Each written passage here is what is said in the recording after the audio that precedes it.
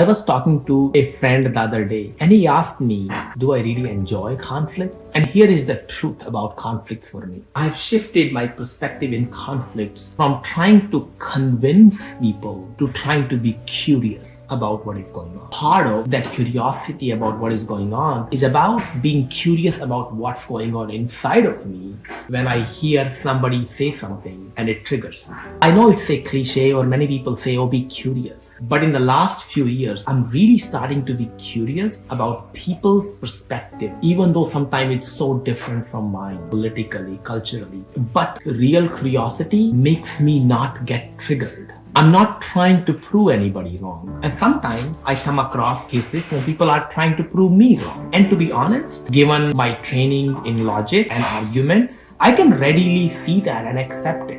I used to have a hard time accepting it, that in some cases, my way of seeing things is completely wrong. But now I can accept that. And that helps me go past the obvious obstacles in relationships and go really deep in relationships with people. And this way also really engage in productive conflicts. As a result, sometimes people change their mind. Other times I change my mind. But the changing of mind is not a priority for me at all. So the biggest shift for me is noticing what happens inside of me when somebody says something that I think is ridiculous. When I feel somebody is trying to belittle me or make me feel ridiculous. I just don't take the bait.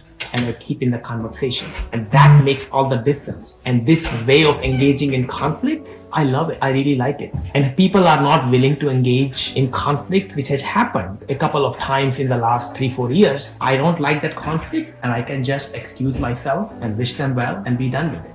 But more often than not, people love going deeper into conversations and conflicts end up being productive.